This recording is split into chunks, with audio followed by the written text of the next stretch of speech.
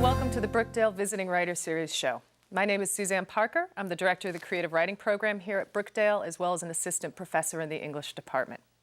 Today on the show, I'm very excited to have Katja Esson. She is an Academy Award-nominated documentary filmmaker, and she is a new film called Latching On from Women Make Movies, distributed by Women Make Movies. And her upcoming project is called Poetry of Resilience. Katja, welcome to the show. Thank you. It's nice to have you. I know we were talking beforehand, and you were saying how you'd much rather be on the other side of the cameras than on this side. So I'm just kind of wondering, how did you come to filmmaking? Yeah, it's a long story. I will try to make it shorter, but you've got a half-hour show. But we talked about before that also, you know, that if people like go on and on and on about. I'm originally from Germany, and I wanted to study film and theater at the same time. And at that time in Germany, that would have meant 12 years. So I had a good friend who actually went to the University of Miami and was telling me what a great program they had. And I'm not going to talk about that anymore. But I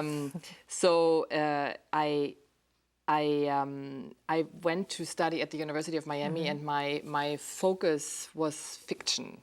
You know, I wanted to, you know, either stage or film, but I wanted to do, you know, make up stories and create realities and be totally in control of stories. And so my whole path always was fiction, and documentary at that time was for me something that was very journalistic, and also it was really the stepchild of filmmaking, I would say.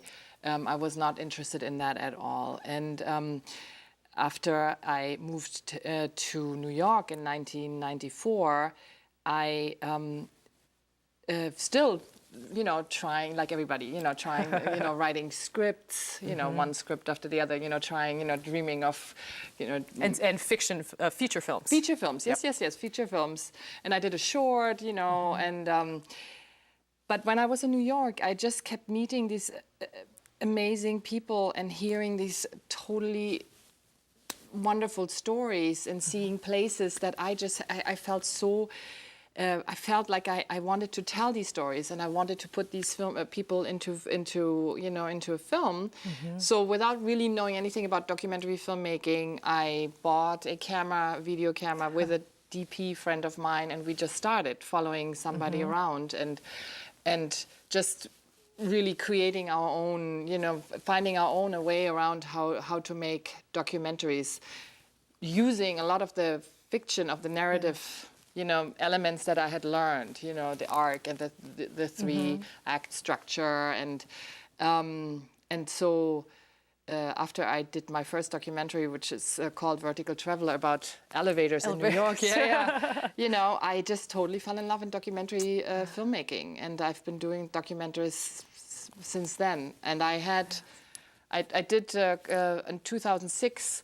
I did another excursion into the fiction world, and I did adapted a short story of Hanan Al-Shaikh into a fiction short. So and Season of Madness? Exactly, it's Season of Madness. Yes. About a woman, I just love this pitch, but it's about the woman who pretends that she's crazy so that her husband leaves her, but the story backfires. That doesn't work out for her. And although it was a great experience, after doing that, I fell even more in love with making documentaries, because especially Season of Madness is such a intense and passionate story, and there's so many emotions, and it was so suddenly so clear to me that in fiction, you know, you write the script and you try to create the emotion. Then you're on set and you're directing your actors and everything, all the elements, and you try to create the emotion. And then you sit in the editing room with all the material, and again, you try to create the emotion. And with documentary, I find, if you're lucky, you know, you're talking to people, and they let you into their lives, and you get these true, real emotions, you know, as a gift, so to speak. You're not trying to create them; they exist already there. And they're like given. You know, they you know, in the best case, they just given to you, and it's. So I really, I'm absolutely crazy about making documentaries. That's an incredible amount. It occurs to me of trust between the documentary filmmaker then and their subjects. I would think that you have to create a sense of trust, that they can trust you with their secrets and Their emotions. And that's something I didn't know, you know, when I set out and, you know, like kind of, you know, it's like when I came out of school in Germany, I just knew I wanted to somehow tell stories, but I didn't know, you know, it's like I had to feel my way. And then when I finally found my way to documentaries, I realized that I do really have an incredible interest in people. And so I think that's the key, because I think people feel it if you fake interest. And when I meet somebody and I think this story, I want to tell this story, and I'm so fascinated, it's really true, you know. And at that moment when I'm interviewing that person like you're doing with me right now, I really feel in that moment that person is the most important person in my life, you know. And I'm just, it's that kind of real, genuine interest.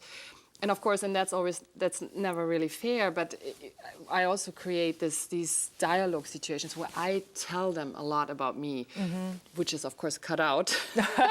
But I mean, it's as much as I can, I share, you know. I give them also that, I tell them about myself, about my life. Again, that doesn't end up in the film ever, but they, you know, at least it's in that moment. It's really real. So you're not just somebody pelting them with questions. You're sharing and creating a bond of some sort. Yeah, and at the beginning, I think when I started, the editors that I was working with, they were like rolling their eyes because my questions were so long. It was not really. I was like, oh, really? Let me tell you what I had the same experience, you know. And they were like, oh my God, and you're talking, and that, you know, you're talking. You're talking so much, and you know, when I started, it was on video, it was not on film. You know, I don't know if I could have ever made it, you know, in the time of documentaries shot on film, because too much film getting used. Yeah, exactly. It would be wasted on me, you know, like talking. Yeah. So, but that's my style. And well, I am wondering where you get your ideas from. You have a film, as you said, your first documentary then was about the elevators in New York City. You have films about a hostage situation in the Saharan desert, about prostitution, about the New York City ports, 9/11. Trying to remember them all, about breastfeeding. Again, you're in production now on a couple of films about, I think, is it tango dancing in Finland? Oh yeah, that's one that I still have to finish. Yeah, no, I just a week ago I finished my latest film called Sky Dancer, about the Mohawk Indian iron workers. They're wildly different. Where do you get your ideas from? It's like, where was I? I was somewhere and I was... Or somebody else was introducing me and, you know, naming these, you know, Mohawk Indian iron workers, breastfeeding, history of prostitution, you know, and I was thinking poetry, and I was thinking, oh my God, this sounds like a person who's totally nuts, you know, there seems to be no... What attracts you then, though? What, in the world of everything flowing around, what makes you say, that, I want to work on that? Yeah, that's a good question. It's a good question. Yeah. It's most of the time, it's a person, you know. That's how it happened with the vertical traveler. You know, when I was in New York, and I hated, you know, moving from Miami to New York. I hated New York at the beginning. I hated it. And then I met this guy, this old Cuban guy who was talking to me and said, you know, New York wouldn't be possible without the elevator. And he you know, his eyes started shining, and he was like, all his life philosophy was somehow related to elevator up and down and whatever. And had he worked on elevators? Yeah. He was an elevator operator, and then he worked his way up, you know, and he's the vertical traveler. Yeah. So I was fascinated by him, but I also was fascinated by the idea. I was like, what do you mean New York wouldn't be possible without the elevator? And that concept was just really fascinating to me. But it was really him. And the same way with, for example, with the Mohawk iron workers, I mean, I read an article in I think it was a German newspaper after 9/11, that a lot of, you know, like one of the first groups that rushed down to help at Ground Zero were Mohawks. I live in New York, and I didn't even know that. and I was like, that doesn't make sense to me, because all I knew was the conflicts, and, you know, and I was like, why would they? And that's how I started researching, you know. And then I met these two amazing iron workers. And their families, you know. And then I stayed with them for 5 years, you know. Now the film is finally finished. And with Latching On, my sister had babies in Germany. And, you know, she was breastfeeding everywhere. And then I came back to New York, and I was suddenly, I was alerted to this. I'm like, I don't see any women breastfeeding here. So I started looking into it, and I learned that America has the lowest breastfeeding rates among the first world countries, and so and then I was like, why? And that's how it always starts. And then by now I have developed a sense of something that is so fascinating to me that it will carry me or through keep the my whole process interest for years. Yes. Because it has not only 4 years, like 4, 5, 6, 7 years sometimes, but it has to really, I know, it takes such a long time. If it's, sometimes you said New York Harbor and the history of prostitution. I need to live, so I do commission work. People, TV stations commission me to do, for example, the history of prostitution in Europe, and I love that, of course, too. It's like getting paid. Well, I was looking actually at your website, and just at all the films you have coming out, or have had out, 2 films this year, 2 films. It seems to be 2 a year, sort of, and then 3 that are in production right now. And I have to say, I was like, and then you do commercials and series, episodes and documentary series. And I have to say, I really thought, when does this woman sleep? Yeah, that's what I'm asking myself too. So I'm going to take a break now next year. I said last year was a little bit crazy. It was just too much. And I feel, and this is, we talked about a little bit about process. It's, and I think every creative person has that. If you're not careful and you just output.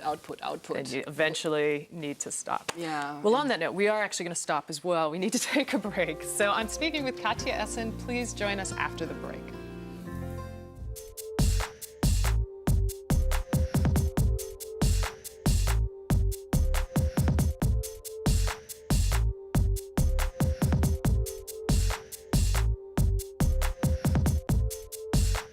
Here are the low monthly payments and interest rate as we promised. Here's where they triple. The rest of this is really just here so that we get your house when you can't pay us back. Predatory lenders are never this easy to spot. Call us and protect yourself with the facts. Twinkle, twinkle, little star, how I wanna know what you are. Up above the world so high, like a diamond in the sky. Twinkle, twinkle. The odds of a child being in a Broadway show are 1 in 11,000. The odds of a child being diagnosed with autism? 1 in 166. The odds say it's time to listen. To learn the signs of autism, visit autismspeaks.org. Dude, you're on my phone. How would you like to save your life from an ugly or reckless driving death? Act now by slowing down, and we'll guarantee you complete satisfaction. Awesome! There is no spokesperson to prevent reckless driving. Speak up. Andy, slow down.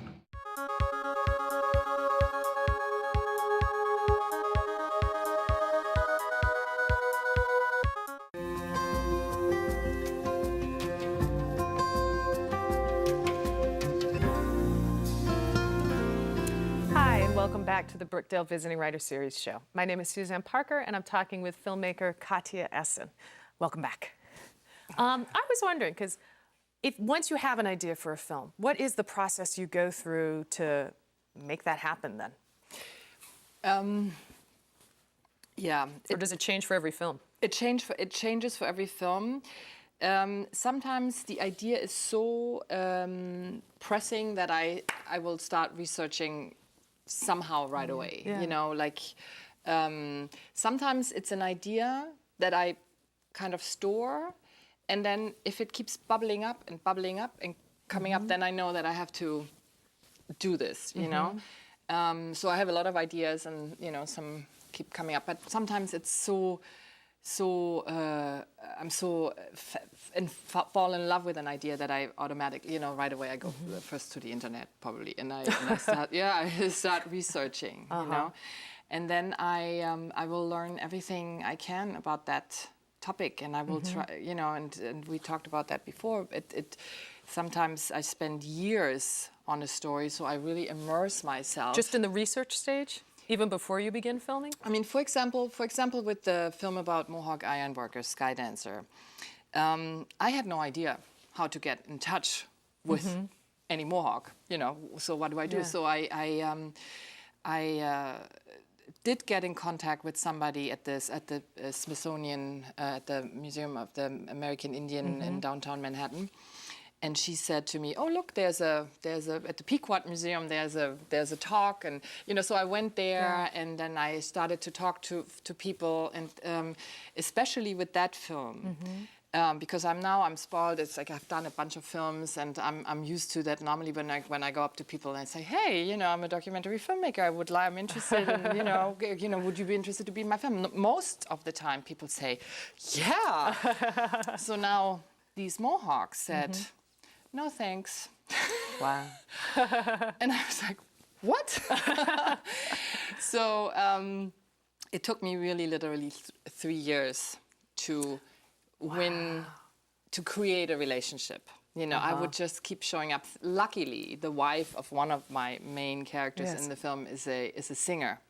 So I had a reason, you know, to go and like look where she would be performing. And I would be like a groupie, and I would film. You stalked her. I totally stalked her. I totally stalked, and they're making fun of me now. I mean, it's like they love to tell that story how I stalked them, and I will do anything. I mean, it's like the funny story on the reservation is that she has, you know, this couple, this family, they have 5 kids and a lot of nieces and nephews. Always, I mean, that's the big thing, the big families, you know. So it's like every time I come there are like heaps of clothes that I just came out of the dryer, and they're sitting on the sofa, and just to be, you know, to make myself useful, because everybody's always working. I started, you know, to fold the laundry, you know, so, and they were all like getting such a kick out of that, you know, that the Bear is her name, that she has like this German au pair who's like folding her laundry, and I'm actually was folding Skies, that's her husband, this big, tall Mohawk iron worker, and I'm like, he walks in, and here I am with his boxer shorts, folding his underwear, and he's like, "Oh, Sego," which means hi in Mohawk.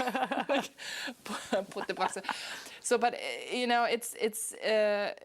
I did another film called Fairy Tales about, you know, the group of women who put on their makeup, get ready, you know, in the powder room of the Staten Island Ferry This every is morning. the one that was nominated for an Academy Award. Right.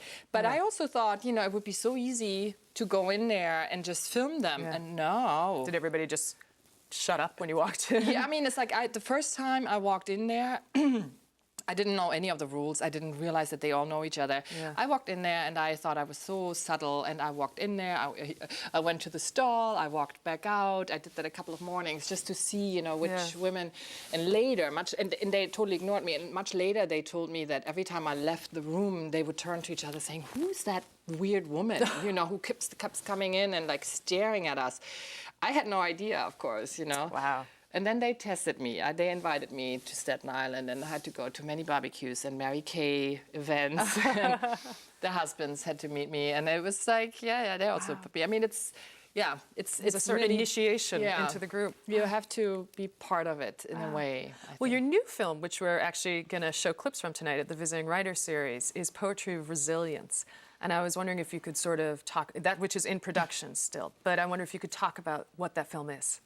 Yeah, that is a very, I mean, every film is a new challenge, and every film is different, and every time I think, oh my God, I have so much experience now that I should know how it works. But then, you know, it's always a different challenge and different questions and problems and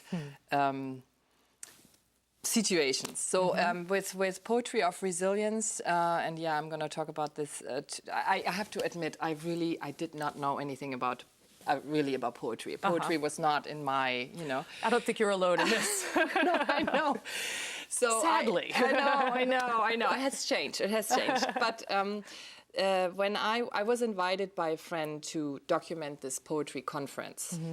And you know, when she asked me to do this, I was secretly saying, "Oh my God, how boring!" You know, like film poets reading, whatever. You know, and I was like, "Okay, but I do it as a favor." So I went up there, and then I, you know, went again. Then I saw these people. There were 13 poets, and I picked 5 later. But when I saw them and heard them and heard their stories, because they're poets and they're all survivors, Of genocide. And Holocaust, Yes. Hiroshima, so like major atrocities of Yes. the 21st century, or the major atrocity, I would say. There was just something, and I had no idea how yet, but I knew that there was a film there, you know, that I wanted to make. But of course, this time I was very intimidated because these are all artists, these are all poets, you know, they have their own art form. How do I translate now their art form onto film? Well, that's what you I was know? wondering, because I mean, I have saying I was very honored because I've seen a rough cut of the film. But I really thought about that. It's a wonderful film. But I was like, what a challenge, because I mean, writers are like the worst people to make movies out of, because all we do is sit at a typewriter all day or a computer. So how did you go about that? You focused on 5 poets out of the 13 who were there. And you focus on their individual stories. What were you thinking, and like, how did the film take shape then? Did you immediately know, I can't do all 13? Yes, I knew that. Yeah. Although I'm trying, you know, it's like there's a kind of a chorus situation. I'm coming back to the conference, and so they all are in the film, but we're following a couple of them back to their home countries, you know. And you know, there were some really, really famous names, but we didn't. I mean, I didn't choose all the famous names. Because and that's the only way I know how to make films, and this is what I said before. In order to keep my interest, I have to really go with what I'm interested in, and I trust that then, you know, if people watch the film, that they feel the same way, you know. So it's like if I meet a person and I want to know his or her story and tell their story, you know, then that's. And that's how also with the poets, what happened, you know. Which were the poets then that you focused on? Well, Li Yang Li, who sort of narrates a little bit. Yeah, and he's the biggest name in the. Well, actually, Caroline Fauché and Li Yang Li are the 2 different poles of narration. You know, Li Yang is more for me the searcher. And Caroline Fauché gives more context about this. Sure. This idea, and you know, again, and they both live in the States too. Yeah. I mean, they all live in the States now. Oh, they do. Oh, okay. Yeah. They're all in exile, so to speak, here. Then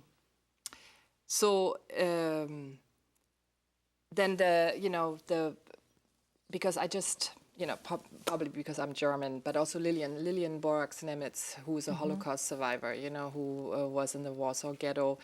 I just wanted to tell her story. And then we have Yasuhiko Shigemoto, who survived Hiroshima, who writes haiku. Oh, they're beautiful. Yeah. And you know, he is just, well, it's like, I'm really touched by his. Also, the way he speaks, I feel like every word, you know, he struggles very much with English, but so that's how when it comes out, it feels like he's talking in poems all the time. Then we have Majid Nafisi from Iran, who I also loved his story. And then the wonderful surprise was when we visited him in Venice, California. We also met his son. Who, and this is like one of this presents that you get as a documentary filmmaker, who then like sang his rap music to us, which is it's poetry. Yes. You know, he's a continuation of his father. It's amazing. It's just, I couldn't believe it, and it's beautiful. It's beautiful what he writes. So, and then we have Alexandre Kemeny, who unfortunately recently died. Yeah. And he is, his story is also, I mean, is one that touched me so much, you know, of the Rwandan genocide. And he's such a gentle man, but you could tell how angry or how torn he, and I think that comes across in the film. It comes across beautifully. How he holds, you know, it does. Back, and the chance to go back with him, you know, is an incredibly moving part of the film. Yeah, and you know, because they found I think his brother and his father at that time, you It know, was from incredible. his family. So Well, sadly, we are actually out of time. But it is an absolutely wonderful film. And when can we expect it to come out? it should be done in the spring. In the spring. Of 2011. Fantastic. Yeah. Well, please do look for it. The film is called Poetry of Resilience. Thank you for being on the show. And thank you for watching. If you'd like to know more about creative writing here at Brookdale, please check out the Creative Writing Program website on Brookdale's website, or email me, Suzanne Parker. I direct the Creative Writing Program at Brookdale. And thank you for watching the show.